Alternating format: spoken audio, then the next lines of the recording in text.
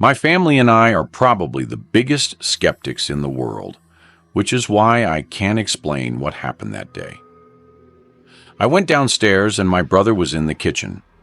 I grabbed a water and asked him if he believed in ghosts. He shook his head, but told me a story about something that he thinks may seem paranormal. Then I looked at him and asked, "Did you ever try to scare me when I came home from school?" I planned on asking that question to follow with my story once, he said. Somehow that calmed me down, and I wasn't going to bring anything else up because I thought it was some kind of closure. He continued by saying, "But all I did was shoot a Nerf gun bullet at you while you were on the computer." I wish he didn't say that. That wasn't what happened to me in the 7th grade.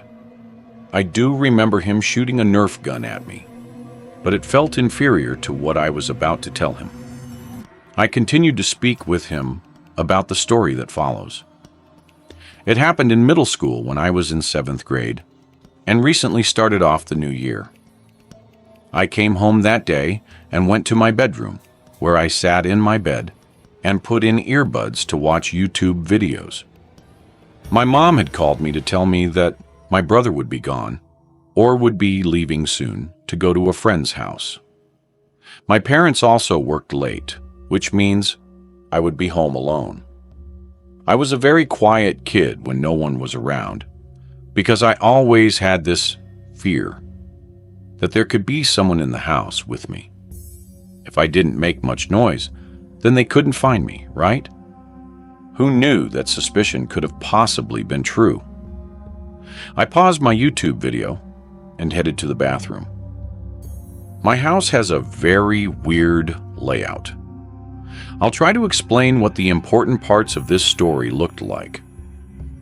If you were in my bathroom facing the door, you could step out and take a left, and my brother's room would be to your right at the end of the hallway, which is a short hallway.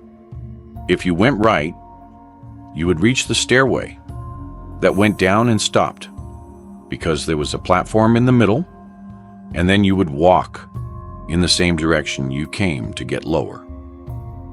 The stairway leads to our main entrance of the house. We also have an alarm activated. If any doors or windows are opened, a box will immediately say which door has been used. I was in the bathroom and right about to flush the toilet when I heard a loud thud come from my brother's room. I assumed that he must be about to leave for his friend's house, so I flushed the toilet and got up to wash my hands. There were no more noises. The house felt still, but I felt like I was being listened to. I turned off the sink and walked over to the bathroom door to lock it. Something felt wrong. My stomach started to ache from fear. I felt like I was just being paranoid, but I also couldn't shake that weird feeling in my gut, so I waited for another noise. I didn't have my phone on me, so I couldn't text my brother. We had a house phone in there, but it made loud noises when you dialed, so I didn't want to risk it. Then I heard talking, which was definitely coming from my brother's room, but that was not my brother talking, and it couldn't have been my dad. The muttering was deep and low. It sent shivers down my spine. I could tell it was a voice because of the distinction of an S or AT, but I couldn't understand what it was saying. Then there was a slow pounding noise that started getting closer to me.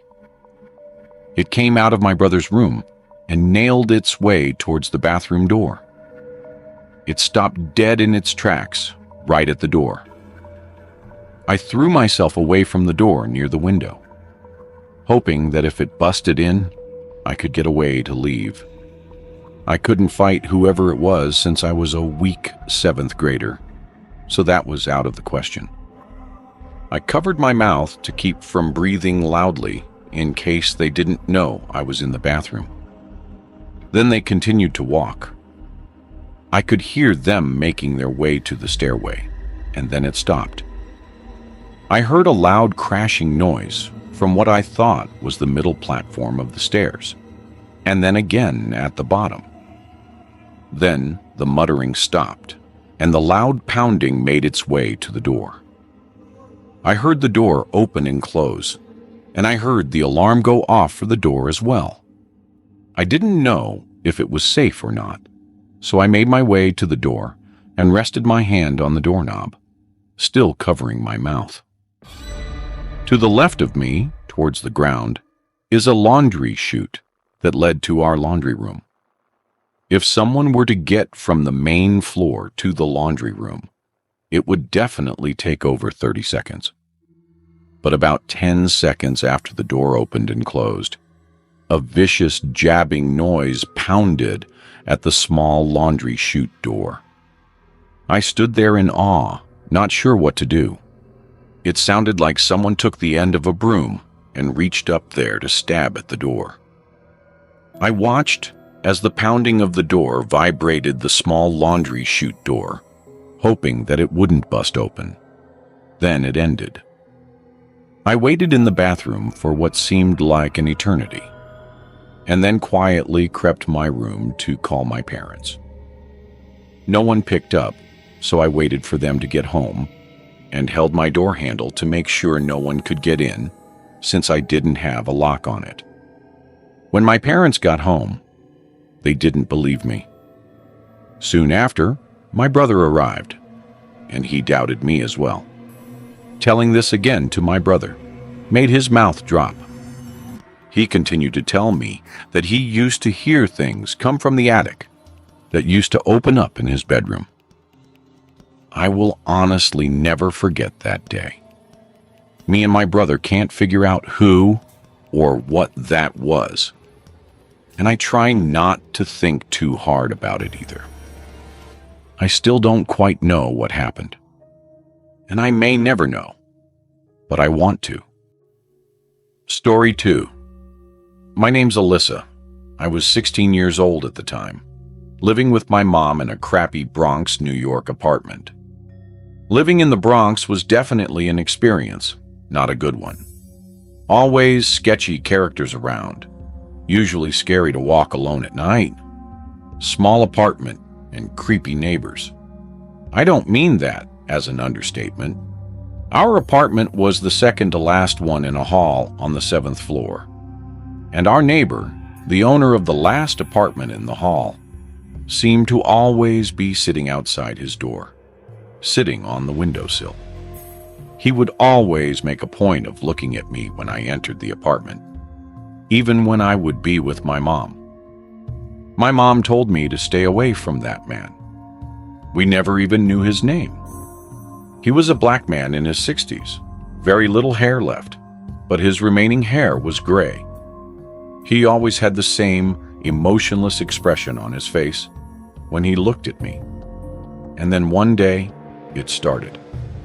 Every time I would see him in the hall, he would say hi to me, but he'd call me by my name to make it even creepier. I wasn't exactly sure how he got my name, but I never asked. There was one night that my mom was working the night shift, so I'd be home alone all night. I came home at like 9 p.m., and the neighbor was as usual sitting on that windowsill, as if he didn't have anything going on in his life. As I unlocked the door, this time, instead of saying hi to me, he asked me if my mom was working tonight. Here's where I look back and cringe because of my own stupidity. Because I foolishly nodded yes. He didn't say anything after that. He just slowly nodded his head. I didn't say anything else either. I simply walked inside and shut the door. I had enough of his creepy ass for one night. Basically, after getting home, I just washed up a little bit. I had a snack, did laundry, and took a shower. As I was in the shower, I heard a weird rumbling noise. It was a pretty concerning noise, but I couldn't even begin to try and pin out what it could have been. I got out of the shower after hearing it because I was concerned someone might have been in the apartment. I heard a similar noise outside of the bathroom. It seemed to come from my bedroom. I threw on the clothes I had in the bathroom and searched my entire room. I couldn't find a person, but while searching my room, I saw an ever so tiny hole in the wall. I got closer to feel it and look at it. Then I got down on my knees to look through it. And when I saw what was on the other side, I fell backwards because of how scared I was of what I saw. It was someone's eye. Someone was actually looking through that hole from the other side. Then I realized this wall separated our apartment from the creepy neighbor's apartment. Then I had a sudden realization of what that sound I heard in the bathroom must have been. I ran back to the shower and felt all around the wall until I found another hole identical in size from the one in my room. The neighbor drilled these two holes, maybe even more, to spy on me. I called my mom and told her, and as I was on the phone with her, there were knocks on the apartment door. It was the neighbor, and he kept yelling, "Open the door, right now." I didn't drill those holes. My mom freaked out and told me to call the cops, and she tried to get home ASAP. One good thing about the Bronx, police response time is fast, and there were cops at my apartment door in under 5 minutes. My mom was home half an hour later. My mom pressed charges for stalking, invasion of privacy, and criminal mischief. The apartment building also evicted the man and patched up the holes at the man's expense. Story 3. I'll never forget the time my friend Hal and I went camping. Hal is an Eagle Scout and nature lover, so he's always going out on these camping trips. One time, I decided to come along and see what it was about. He went with his, at the time, girlfriend Maya. I received a last-minute invitation. We carpooled together and arrived to the destination 3 hours later. Hal doesn't believe in going to campsites because it doesn't give the real camping experience when you're surrounded by other people. So he took us to some random dirt trail off some dead road that he seemed to know about. He drove down this dirt road in the woods for a couple minutes until he seemed to be content with where we were. Then he put the car in park. It was such an inconspicuous place to stop that I wasn't even aware at first that we were getting out there. Hal unloaded the trunk. Most of the stuff we brought consisted of tents, sleeping bags, food, toilet paper, and first aid equipment. Hal said he usually packed a lot lighter, but was making this an easy trip for Maya and I, whatever that meant. Once we found a good place to set up camp, Hal basically assigned us tasks. Setting up a tent was one thing I knew how to do, so Hal told me to set up the 2 tents. Maya stayed behind with me and kind of helped with the tents, while also unpacking some of the supplies. Hal went off to find dry firewood. He would come back every so often with a couple pieces of wood. Nightfall came quicker than expected. Thankfully, Hal had collected enough wood by then to start a nice fire, and the tents were pitched. We sat by the fire, drinking and reminiscing about old memories, most of which Maya was not in the picture for. I imagine she got tired of hearing her drunken, nonsensical stories because she went to her tent before Hal and I. So Hal and I stayed up for a little while longer, now being a bit quieter and keeping the laughter to a minimum as a courtesy to Maya. I finished my last beer, and I was definitely feeling it by then. We chatted for a bit more until Hal told me to shh and listened. I heard it too. There was walking out in the distance. Beyond the area at which the fire lit up, Hal assured me it was likely a deer. When I naively asked, "What if it's a bear?" he reassured me that a bear would not come this close to a campfire or the sound of people. I asked him if he was sure about that. He didn't answer, though. The footsteps seemed to be going in circles, getting ever so slightly louder with each passing minute. When the footsteps got close enough, he started to hear a disturbing noise. It was like a clicking, growling type of noise. "Is that a wolf?" I whispered. Hal didn't answer. He just motioned for me to get into the tent. I did what he said. I got into the tent that I pitched for myself, and I believe Hal got into the tent that I pitched for he and Maya. The clicking noise outside was getting more and more clear, and it increasingly became obvious it was not the sound of a wolf. Were a bear or any kind of animal I could imagine. It didn't even sound like something of this planet. The light from the fire outside cast an eerie glow onto the walls of the tent, and I had to cover my mouth so that I wouldn't scream when I saw the shadow on the tent walls of some horrific, huge bipedal thing walking past my tent. The footsteps were so slow, but so heavy. It moved away from my tent towards the direction of Hal and Maya's tent. The next thing I remember, besides waiting in absolute horror, was Maya's scream. She screamed as if something were about to kill her. I didn't know what was happening, but I heard Hal screaming outside, "Run over and over." I heard the two of them hurrying away outside, so I rushed outside and followed.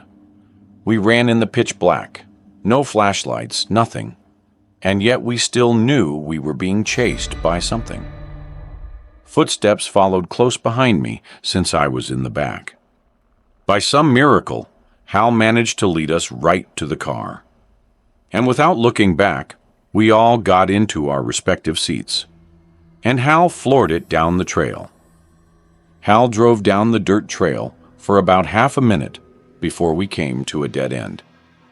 He had to somehow turn this pickup truck around now, in this dark forest, not too far from where we were being chased. I urged him to turn off the lights so that whatever was chasing us wouldn't see us. He insisted he needed the lights on, though, so that he wouldn't hit any trees, trying to turn the truck around. He shifted from drive to reverse, over and over. Meanwhile, I sat in the back seat, biting my nails and clenching my teeth, looking around the woods outside, terrified that I might see that thing from our campsite. At long last, Hal got the truck completely turned around, and he once again stepped on it to get us out of that forest. We left everything at that campsite, at least $100 worth of equipment, but there was zero chance of us ever going back there. What caused Maya to scream was heavy breathing, and something pushing into their tent, trying to rip it open. Hal still says he's never heard or seen anything like that in his life. He still has no idea what it could have been, but it definitely walked on two legs. How do we know it wasn't a person, you might ask? Simply because of its size and the noises it made? I think everyone has one truly horrific, unexplainable experience in their lives, and this was ours.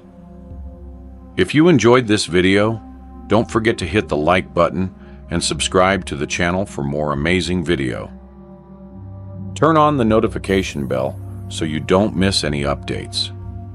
All right, that's it for today. Take care, and I'll see you in the next one.